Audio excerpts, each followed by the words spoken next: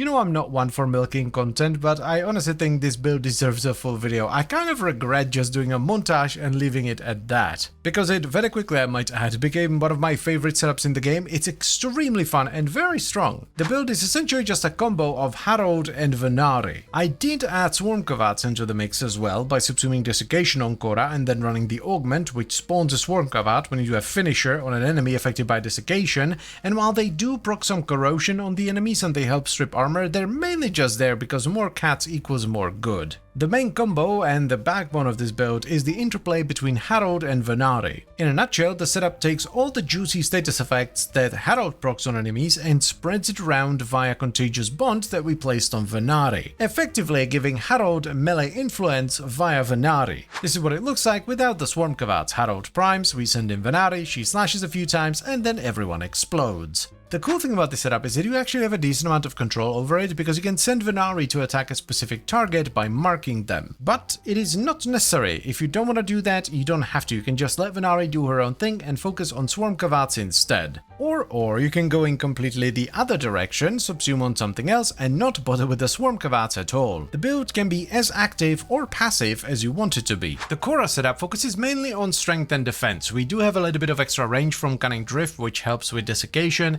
and we did have to balance out the negative efficiency from Blind Rage, so we have fleeting expertise, but outside of that, it's just strength, defense, and Desiccation's Curse if you want to go with the Swarm Kavats. Speaking of defense, we have many layers. We have Umbra Vitality and Fiber for a ton of health and armor. If you don't want to run these and invest into the build that much, just run the regular counterparts, it's gonna be fine. We're utilizing Adaptation for some juicy damage reduction, Catalyzing Shields for nice and snappy old school shield gating, and then we have a combination of Arcane Grace and a bunch of recovery from our pets for healing. I specifically remember one comment that was just like, bro, what the f is this defense setup? And it's just like, we already have everything we need, so we might as well just add layers upon layers of defense so we are more survivable. That's basically the idea here. But also, you are not a small child, my dude or dudette. If you think Catalyzing Shields are dumb, replace them with something else. But anyway, Aura is Summoner's Wrath, obviously, for the companion damage, and we run Arcane Camisado for a bunch of free strength. The Venari setup is actually fairly flexible. The only must-have mod is Contagious Bond. Outside of that, just put in whatever defense you want to run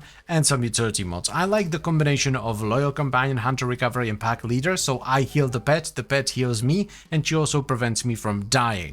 The more important part of Venari are actually her claws. You need to mod them well so she can kill things and trigger Contagious Bond. I went for a combination of Maul for base damage, Bite and Hunter Synergy for crit, Swipe for some extra AoE, Bloodthirst for leech, and then Shock Collar, Flame Gland, and Frostjaw for electricity and blast. Now, I've tried all of the postures with this setup, and the one I liked the most was just the basic balanced posture, but if you prefer another one, run that instead. I didn't change anything with Harrowed, by the way, so we still run Synergized Prospectus, Repo Audit, Coolant Leak, and Mediray for the abilities, and then Duplex and Manifold for bonds. I do run him with the Viral, Heat, Radiation, and Magnetic setup though, because I have the Swarm Kavats for corrosion. This is very much a here's how I have fun, maybe you'll like it too kind of setup, because Khora already has a lot of very strong builds, some of which can nuke the entire screen with just a couple of button presses. A well-built whip setup is going to absolutely clown on a setup like this. But it's something different, something fun, and maybe you can take little bits of it and add it to your Khora setup as well. You don't have to use the full build. You can, as an example, take the Harrowed and Venari shenanigans from this build and put it onto your Strangledome build. Because while yes, it does matter what kind of stats you have on your Khora, it is fairly flexible. You don't have to go as crazy on strength as I did, just make sure you run Summoner's Wrath as your aura. So all in all, a very fun setup that I would highly recommend. One thing that I would play around with if I were you is the second Arcane on Khora. I honestly don't think Arcane Grace does all that much because we get a ton of healing from Venari,